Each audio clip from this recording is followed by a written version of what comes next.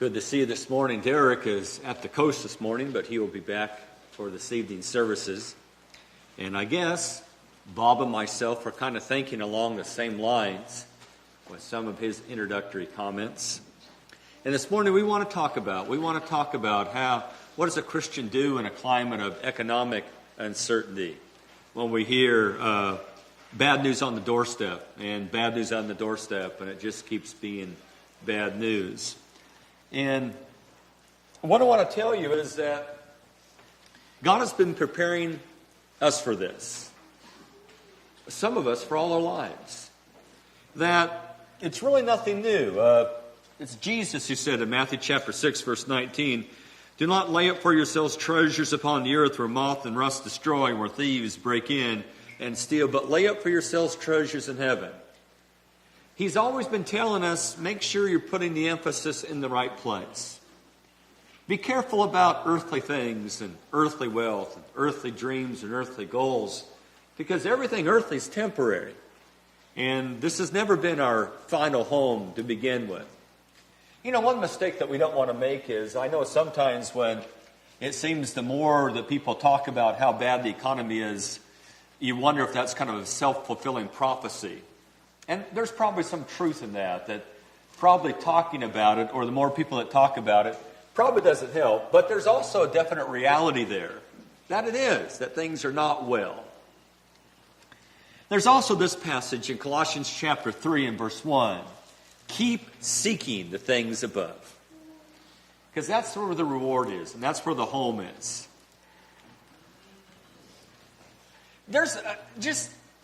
It's helpful to remind ourselves, and what I want to maybe remind all of us is that the soil of economic uncertainty is fertile soil for spiritual growth. For other people, it might not be the best of times, but for the Christian, it's fertile soil. I or we or you may grow more than we've ever grown in this type of soil. In the book of Psalm 119 and verse 71, "It is good for me that I was afflicted, that I may learn thy statutes." If we're looking at character and life lessons and spiritual growth, for us, this may be some of the greatest ground that we've run across in a long time. We'll really be able to grow a good crop during these sort of times. But it's good to remind ourselves that material things will always let us down, no matter what it is. Everything earthly is temporary. Nothing material is truly recession-proof, and be careful of that. Be careful of people telling you that there are certain things that are always a secure investment. If it's earthly, if it's made of matter, there is no such thing. Certain things might do better than other things, but you never know. Things can be unpredictable as well. There has never existed an economy that is immune to upheaval or economic upheaval. Such an economy does not exist, and it will never exist. One example of that would be in Ecclesiastes chapter 5, verse 14. Looks like Solomon is the writer of Ecclesiastes. And Solomon reigned during economic boom times. He reigned during a golden age in Israel's history. An age of where there may have not been prosperity like it before or since. And yet Solomon says that what he had observed during his lifetime, and he lived during prosperous times, he said, verse 13, "There is a grievous evil which I have seen." I've seen this. I've seen this in my lifetime. First of all, he says, I've seen riches hoarded, only to hurt the owner. And secondly, he says, I've seen riches lost through a bad investment. Even during Solomon's golden age, people lost money. Not every investment was secure, even during an age where things were just booming economically. Hosea chapter 4 and verse 10, I like the passage here. The context of the passage is that it's judgment upon the religious leaders who lived in the nation of Israel, the priests, who were supposed to teach the people about God and truth and right and wrong, and they were not doing their job. They were offering a lot of sacrifices. Sin made them prosperous. The more people sinned, the more sacrifices that came their way. But they did not teach people God's word. Chapter 4, verse 6. Here's what verse 10 says. They will eat, but not have enough. They will play the harlot, but not increase, because they have stopped giving heed to the Lord. And I think that's an interesting verse. It's a verse that basically says, here are people that made food and pleasure their obsession. And food and pleasure are going to let them down. And it's just the fact that one writer said, anything material is precarious. And things merely sensual are frustrating. And Jesus is the one who kind of said the same thing when he told the woman at the well, Jacob's well, which was probably a good well and probably had cold water. The only problem is that when you came to Jacob's well and had a good drink of some cold, refreshing water, by the time you got back home, you needed another drink. Jesus said, everyone who drinks of this water is going to thirst again. No matter how much you drink, you're always going to be thirsty. If you drink of this water, that's what you make the sum total of your life, and that's true of material things. If you make earthly things your focus, you're going to always be hungry in this life. Something's always going to be missing. It's always going to disappoint you. Guaranteed. It's always going to let you down. I like the idea that possessions don't define us. I'm not who I am because of what I have. That's not necessarily me. May say something about me, but it doesn't define me. Book of Hebrews chapter 10, verse 34, you showed sympathy to the prisoners, accepted joyfully the seizure of your property. Well, why? I think I would have a hard time joyfully accepting the seizure of my property. You probably would too, but these Christians seem to take it in stride. When their house was taken away or their prized possessions were taken away, maybe something they got from their mom and dad was taken away. They just took it in stride and said, well, I've got a better possession anyway. I can't take that with me. I'm going to have to give it up one of these days. I guess I just had to give it up a little bit before I thought I was going to have to give it up. I guess I had to give that up 10 years before I was going to give it up, really, truly. The same thing is true in Hebrews chapter 11, verse 26 with Moses. It is said of him, as he looked at his alternatives, well, either I could stay in Egypt and enjoy what I have materially, be called the son of Pharaoh's daughter, or I can go over there and attach myself to the Israelites and have nothing materially. But he said, but what I will have is I will have heavenly riches there. I'll have eternal riches there. He said he considered the reproach of Christ greater riches than the treasures of Egypt. For what he was looking for, he was looking for a reward. He was looking for a reward that he could not lose. A reward that was secure. And so possessions have never defined who we are. Hopefully, maybe they've never also defined how happy we are. Hopefully they haven't. They haven't determined our level of happiness or contentment or peace.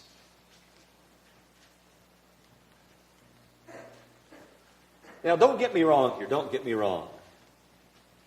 I'm not saying that none of these are necessities, because I know there are people here, if they didn't have internet access, probably would not have a job. They'd say, Mark, I work at home. I need the internet. I don't have a job. I don't make any money unless I have internet access. And there's probably people here that would say that of their cell phones. I know that. I'm not saying these are not necessities in our world. There are some jobs you need a cell phone. You're in sales, stuff like that. You pretty much got to have a cell phone. There's kids that when they went to college, they had to have high-speed internet access. Some of their classes, there's no way you could get that homework done unless you had high-speed access. Now, maybe you could get that at the library or at school, but you had to have that. You're not going to pass that class unless you have that access. But what I'm saying on the chart is, what if you lost all those things? And I mean, what if you didn't have money for a cell phone plan? And what if you didn't have money for the cable or whatever you get through? What if there's no retirement there? What if you can't retire?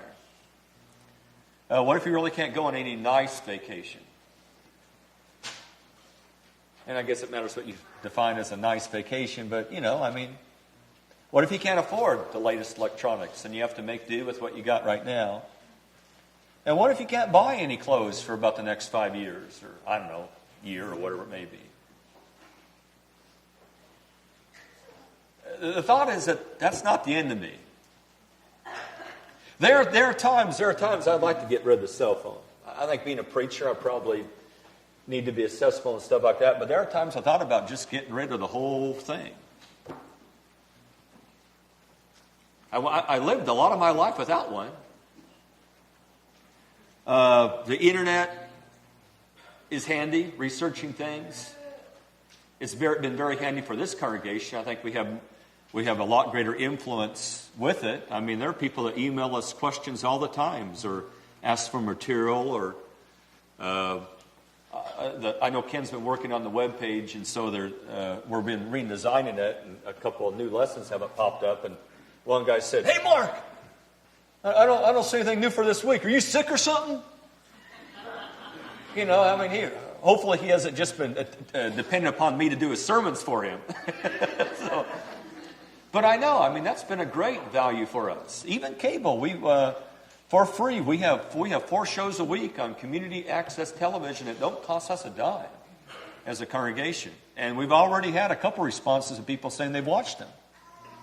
So, but what if I couldn't afford any of that? Well, it wouldn't be the end of the world. I know that. I think I would be just as happy as I am now, hopefully. Hopefully I would have just as much contentment and peace and things like that really nothing would change. Really, I don't need that much. I really don't need that much to live. I was thinking about this the other day. Just electricity. My mom grew up in a house where they did not get electricity until 1943, and that was about 60 years ago. That was the first time that house had electricity. It was in the 40s. And the same thing, I don't think they had indoor plumbing until after the war. Now, I don't think I'd like to go back to the time of where if you felt like you needed to go in the middle of the night, you had to put on your slippers and walk outside for a while and go into an outhouse that was ice cold and sit down on a cold piece of wood. I don't think that would be any fun, but I know I could do it, and so could you. People did that for centuries, and in fact, those accommodations are probably pretty nice compared to some accommodations people had before that. Hebrews chapter 10, verse 34. You have for yourselves a better possession and an abiding one. And I guess economic times remind us of that. That's one of the blessings, the hidden blessing of economic downtimes is they just remind us of what really is worth something and what's really of value. And actually, as a Christian, I really haven't lost anything. Mark, what have you lost in the recent economic climate? Nothing of value. I haven't lost anything of value. I've still got my soul. I've still got a home in heaven. I haven't lost anything of real, lasting value. Lost things of eternal value, but I was going to lose those anyway, eventually. I just didn't realize I was going to lose them at that point. Realistically, and of course, I know the first one may be blasphemy in some circles, but at the end of the day, though, that car, and again, I like nice cars, and I really enjoy, and hopefully I'm thankful to God for having a car that's dependable.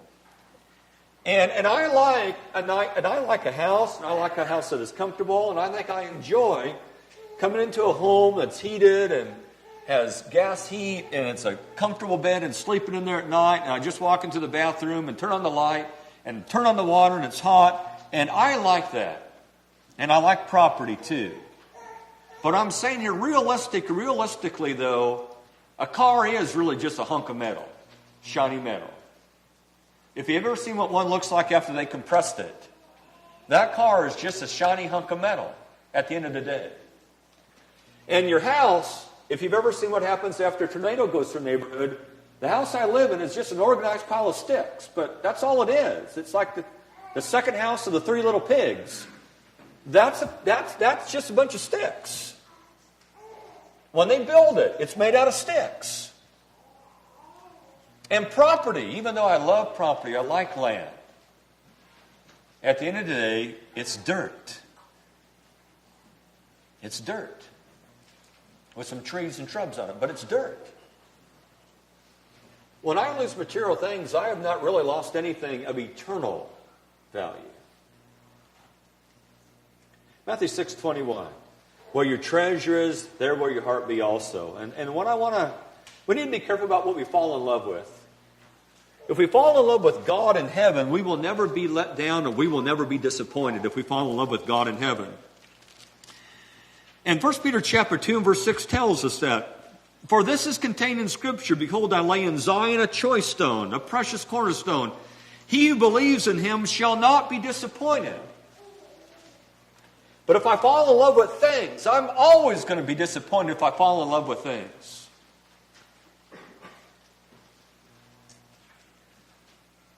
If I can make cars the sum total of my life, they're going to frustrate me. They're going to frustrate a lot about me because there's going to be times they're not going to start, and there's going to be times they're going to break down, and there's going to be times they're going to need maintenance and things like that. Even though there's certain things, I like crawling under my truck and changing the oil. I like doing that. Did that just yesterday. I know something rewarding about it, satisfying about it. Now, there's a lot of stuff on that I can't fix. Or right now, I'd have to read a lot about it and pray a lot. If I'm going to dig into a transmission, there's going to be a lot of prayer on that one. But I hear people talk about, getting a dream career, and I think I know what I mean, in a dream home and a dream car. But I hope we realize that, but the dream is heaven. That's really what I want, is heaven. And a career is a tool, a very useful tool. A home is a very useful tool, and a car is a very useful tool. But I hope I keep all those things in their perspective. I will enjoy them and be thankful to God for them. But that home, that's a useful tool for doing really important things. That car I have is a very useful tool to go and share the gospel with people and to support my family and to extend hospitality and go and help people. And the home, to open it up for hospitality and take care of my family. And the career, so I can make money, so I can help other people, and so I can give to God and spread the kingdom. Those things are just tools. That's all they ever were. And I hope I can keep that in perspective. That the real important stuff is what I do with those things.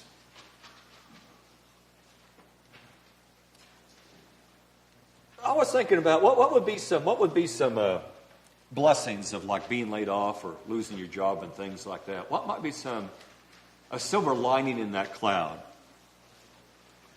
Well, first of all, we can get real comfortable in being a rut.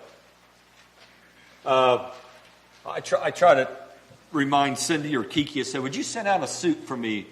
Like on Saturday night, say, would you send out a suit for me? Because I get in a rut. I just go in there and I get comfortable with certain suits, and then I just wear that suit over and over again, same shirt, same tie. And so, things don't get rotated like at a grocery store. No one's rotating the stock in the closet. And so it's easy for me to get in a rut, like with clothes. Or during the week, I like that sweater, I like that pair of jeans. And so immediately when it's washed, I'll wear it again. I'll get in a rut like that. We can also be really unhappy in being a rut. Do you like what you do right now? And probably some here would say, no, I don't really like what I do right now for a job. I don't really care what I do. A job loss might actually get you out of something that you don't like doing. Now, I know there's always a fear of, is there anything out there? Is there any other jobs out there right now? But you might find out maybe that's what you needed to get out of something that you just hated doing. It was taking the life out of you. And maybe that opened up a far more rewarding area of service. You know, God's people can make the best out of any situation. I think of Joseph. Joseph, his brothers tell on him. Potiphar's wife falsely accuses him. No one remembers him in jail for a while. But it seems like that whatever happened to Joseph, he made the most of it. Yeah, he's not home anymore and he's a slave now. But all of a sudden, he's prospering under Potiphar. Genesis 39, verse 2. And the Lord was with Joseph. Verse 23, he ends up in jail. And the Lord is with him. I hope you realize that. Maybe I should have put that on the chart. That wherever you go, the Lord is going to be with you. If you lose your job and try something else, guess what? The Lord hasn't fired you. The Lord hasn't fired you. Maybe that's something to appreciate. As Christians, God never lays us off. You know what? I can't afford you people down there. I'm laying you guys off in Beaverton. God never lays you off. No matter where you are, God's always with you. You get laid off, you get fired or whatever, the Lord's with you. Well, sometimes being forced to make a change is the best thing that ever happened to you. I am glad that I'm not in the grocery business anymore, and it's not necessarily that's a bad business, but when me and Cindy were first married, I was making probably almost $10 an hour, and me and Cindy could live at that time pretty comfortably on $10 an hour. That would have been like mid-80s.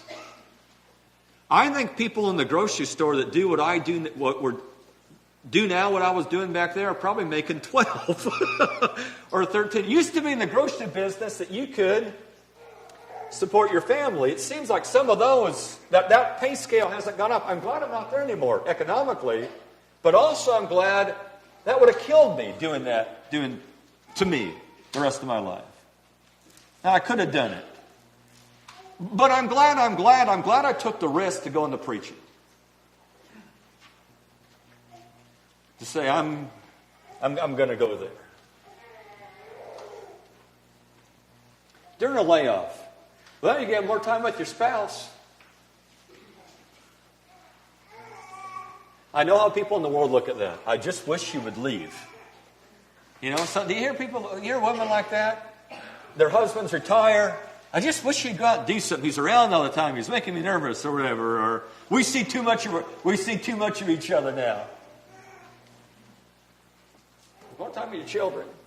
Time with your brother. Time with neighbors.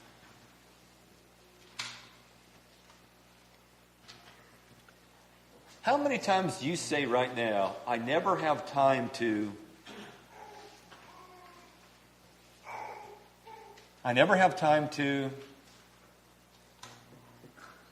Seems like we're always complaining about we're all busy and we never have time to. If that does happen to you, go back to that question and say, what am I always griping about that I never have time to? And maybe I need to do that now. What are things that you'd like to catch up on? What needs to be done in the kingdom? I like what somebody said. First of all, I like something that Barry Kirchhoff said about the preachers.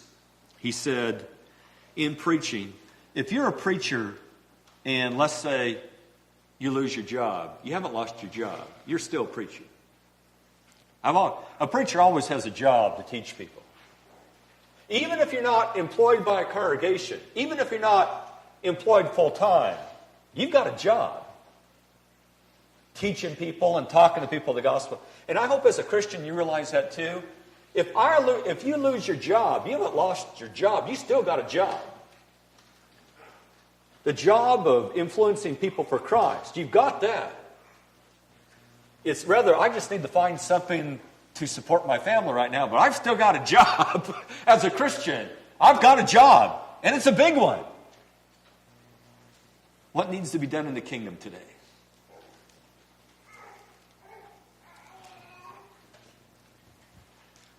Here's something else. Having less is not always a bad thing because I think there's a lot of valuable things of not having, of having to make do with less. I heard a story recently about a lady And she had made tuna fish sandwiches for the family, and she had a little bit left, not enough for a sandwich, a dab. And she gave it to the cat. And she left, and the husband came home and called her on the cell phone and said, "Did you give that tuna fish to the cat?" She said, "Yeah." He said, "Don't you realize that we're in the middle of the Depression, and we're going to eat every bit of food we can?" And she said, "Well, okay, next time I won't give it to the cat." But I thought, but that's the way you can now understand why your grandma and grandpa, you're going to throw out that chair, all it needs is 4 legs in the back. You can understand, you can understand where they were coming from. You can understand a little bit about saving everything. I did that recently. I got rid of Garrett's family had a Christmas tree, and I was going up to the farm, and I told Garrett's dad, "Hey, throw it in the back of the truck, and I'll take it up there." But before I threw it on the burn pile, I took all the limbs off, and I cut up the middle of it, and I saved that for firewood, because I thought, I might need those 4 pieces of, and they were only like this big, but it was a 12-foot tree. But I intentionally cut that tree up and threw the pieces in the back of the truck, so I got Garrett's Christmas tree in my wood pile. And I was just thinking, one of these days I may want those 4 pieces of wood. And so I saved them. And it's not always bad to get in the habit of saving again. And there's a lot of things you can do that don't really cost a whole lot of money. Like reading. In the library, you can check out all sorts of books in the library. They've even got a service, I think, here that you can check out books across the country. Our library here is connected with books and libraries across the country, and that you can order a book, and they can get a book from about any library in the nation if you want it. Something I do is down here, they got free movies, not as many DVDs, but a lot of VHS. And I'll go down to the library and check out like 4 or 5 movies a week.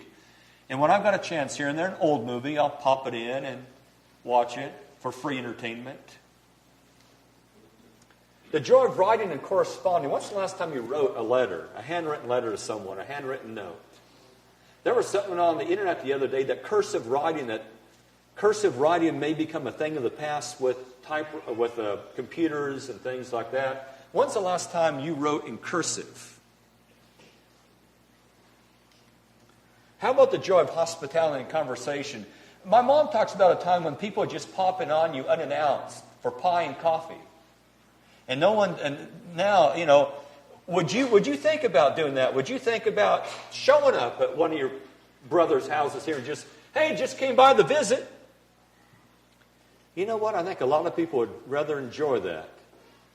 They say, wouldn't that be great if people would just in the evening come by the visit again? Or just coming by the visit, have a cup of coffee or whatever it may be. Not expensive, 1 cup or whatever. Maybe you made a little pie or cake or some cupcakes or something like that. And how about this? The joy of home Bible studies. One of the things that I know me and Ryan and Derek have run into, the difficulty of sometimes getting Bible studies with visitors, is that nobody seems to have any time. Non-Christians. They'll say, "I'm interested," but they look at their schedule and say, "I just don't have any time." I don't think it would be such a bad thing in our culture if people had more time on their hands. Because maybe there'd be more time for people to have a Bible study.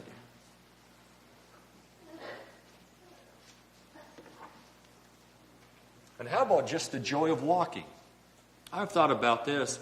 I know I took my truck, an old truck, in recently, and there's a place I have that works on it, and it's about a mile away. I'm up on 170th, and it's down on TV Highway and TV Highway a little bit. And I could have Cindy drop me off or pick me up when I drop off the truck, or Zach. And I said, no, I'm gonna walk home. And I think this summer I'm going to do a little bit of that. That is days of which I know maybe I don't have classes, or of course Derek could always give me a ride or whatever. But I think I'm going to walk to work. It's like 3, almost 4 miles away. But I think I might just walk to work and walk home on nice days. I'll probably see some neighborhoods I haven't seen before. Maybe I'll take some door hangers with me and hit an apartment complex along the way or whatever.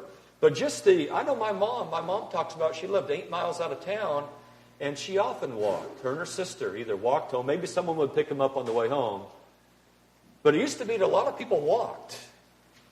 I don't know, that's something else. There's a lost joy in just walking. When's the last time you walked down to the store? Not everyone's in a neighborhood like that, I know that. It's not always bad when one generation lives with another generation. Now, I know in this culture we maybe had a little bit of problem about younger generations not working and not ever leaving home. I'm not talking about that. I'm talking about what if your kids needed to move back in with you? Or what if you needed to move back in with your kids? You know, sometimes as people in middle age, we think about our kids moving in with us. But you know what? We may be moving in with them. Would that be a bad thing? You'd have an extra set of parents. I don't know about you, but I grew up where I knew a grandparent lived with us for a while. Grandma lived with us for a while. My dad's mom lived with us for a while. And she didn't like me at all. I was born late. She liked my older brother. And I was too busy and too noisy for her. And of course, she was probably in her 80s at that time. But it used to be where you would have one or two generations living in the same house together. Less time at work would not be a bad thing. Maybe your hours get cut. That's not the worst thing in the world, though. You might have some time for other people. We might have a closer neighborhood if no one's gone all the time. Tell you something I learned with the recent snow, when we had like a foot of snow. I saw people out I'd never seen out before. Oh, there's someone lives in that house. It seems like, though, I've seen a few more people out walking in the evening. Maybe it's just me.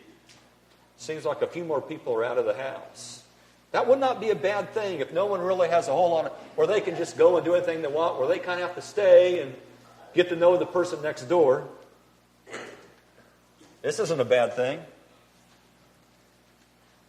I think your wife can probably beat about any restaurant in town.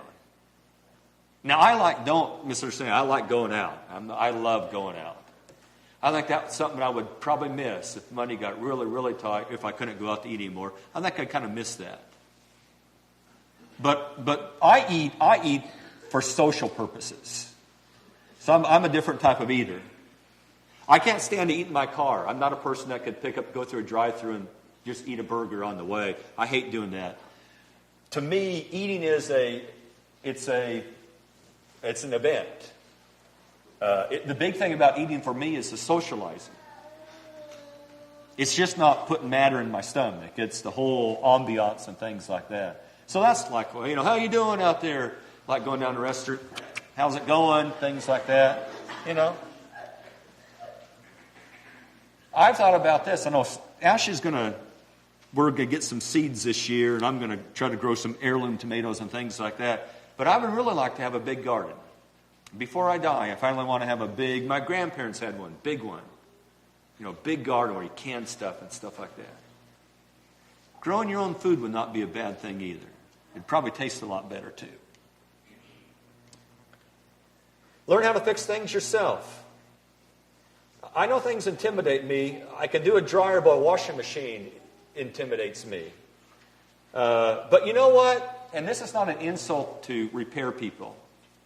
But when I look at the guy that shows up to fix my stuff, a thought should go through my mind. Well, I'm at least as smart enough as he is. Right? If he can learn that, obviously I can. A lot of times it's the time. You don't want laundry to build up. We need to get done right now. Or you're busy doing something else. But if push came to shove, you could fix your washer. You could, if your life depended upon it. And if you had no money, you could fix it. Helping others with projects, pulling our resources, and making things last a little longer. Becoming a smarter shopper. Putting more emphasis on people's skills. Slowing down, having the time for essential things of life. I like this verse here. The sleep of the working man is pleasant, whether he eats little or much, but the full stomach of the rich man does not allow him to sleep. If you've not been happy for the last 20 years of your life, and we've gone through probably the most prosperous times that any culture has ever gone through in this country, then maybe you're happier with less. Have you ever thought about that? I mean, if you've got, I haven't been happy for the last 20 years of my life, and oh no, now we're going to an economic downturn, maybe that's your speed. You ever thought about that? I forget whether it was Lewis or Clark, whichever one had depression problems, and whichever one committed suicide or apparently committed suicide. But it's interesting, when he was out there living off the land and fighting for survival, he was happy and fulfilled. When he gets back and life is normal, he was completely unhappy. Have you ever thought about maybe we function better with less and maybe we're happier in a crisis? Maybe prosperity is an enemy in certain circles. You might just find that with less and not as many hours at work and not as busy running around and a little bit more time on your hands, you might automatically discover that all of a sudden you're a little happier. As we close, I'm going to look at Romans as we close the lesson here. Romans 8, 20 and 22. First thing you learn there is that this world's under a curse. It's because man brought sin into the world. And the entire creation groans, longing for release. For the creation was subject to fertility, not of its own will. Planet didn't make a choice. Animals didn't make a choice. But because of him who subjected it in hope. God placed the earth in a cursed condition, but it's not going to last there. That's not its final destiny. There's hope out there. And in verse 21 and 22, particularly verse 22, the whole creation groans and suffers. If you feel under pressure, guess what? The entire creation feels the same way. The entire planet and everything with it sympathizes with you, Christian. If you're groaning, if you're longing for a better world, if you're longing for relief, if you're tired of death, if you're tired of decay, if you're tired of disappointment, if you're tired of heartache, guess what? The entire creation, the entire universe is in sympathy with you, Christian. It's longing for the same release. Always going to be disappointments here. Always going to be upheavals here.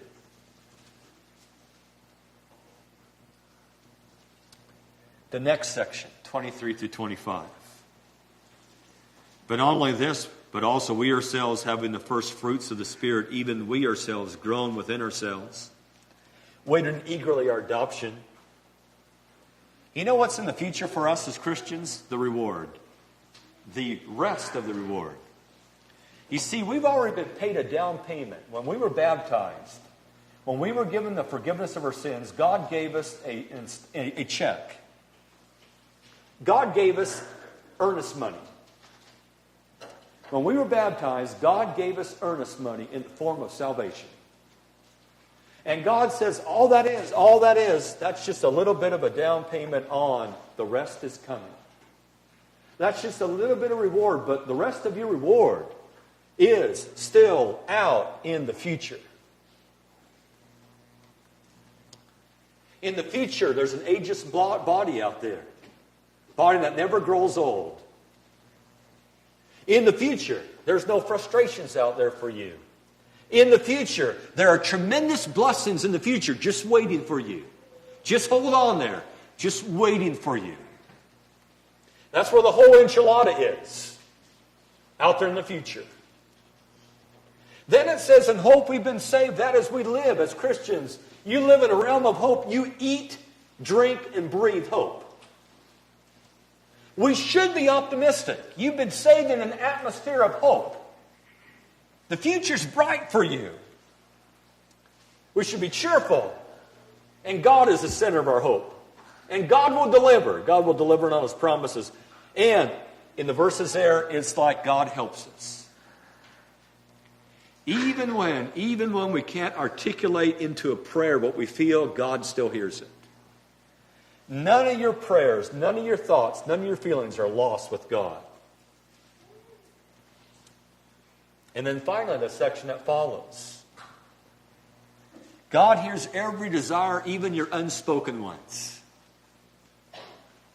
Everything can turn into a benefit. That's verse 28. God causes all things to work together for good to those who love God and are called according to His purpose. God is for me in the future as He was for me in the past. God has me covered on both ends. You will see that in verse 30, verse 31, verse 32. He who did not spare His own Son. If God is for us, who's against us? Verse 31. Verse 29, He looks ahead. He makes a plan. He made a plan for us. Jesus died for us. The gospel is for us. He's got us covered. He's got us covered in the past. And He's got you covered in the future. And whatever obstacles you run against, they're nothing. They're nothing. They're molehills. Fly specks. Compared to the fact that God is on your side. If God is for us, who's against us? And then, who are you going to meet up with one day? God. But God's the judge. Hey, I'm right with the judge. Who's the intercessor? Jesus. But Jesus died for me. Who's there at God's right hand? The Christ. But He died for my sins. You see, as a Christian, I'm only meeting up. The person who's going to judge me is the person who died for my sins. If I'm faithful, I've got it made. I know the judge. The judge knows me. He's going to see me if I'm faithful and say, hey, Mark, good to see you. Well done. I know the judge. I've got nothing to fear in the future. Nobody can hurt me. People are going to say, well, I don't think you should go to heaven. But I know the judge. The judge says, you're good. And no matter what happens, nothing will ever convince me that God no longer loves me. When we do more than survive, we overwhelmingly conquer, Paul said. So God still loves me when I lose my job. God still loves me. God still loves me if I lose all my earthly investments. God still loves me. God still loves me if I lose my house. God still loves me. God still loves me if food is in short supply. You know, if it's flour, salt pork, and beans. Okay, we can do that. If food is in short supply, God still loves me. And God still loves me if I have no money. No money at all. And isn't that great? When you look at Romans, I think Romans is a very encouraging section there at the end for a Christian. But maybe you're not a Christian this morning. And And maybe that's dawned on you. It dawned on me years ago. If you're not a Christian this morning, then none of this is going to do you any good unless you become one. I mean, we can talk as optimistic and positively as we can, but if you're not a faithful Christian this morning, it's But you know what? You don't have to stay there. He that believeth and is baptized shall be saved. You haven't been living right? Make it right with God. Whatever need you have, come as we stand and sing this morning.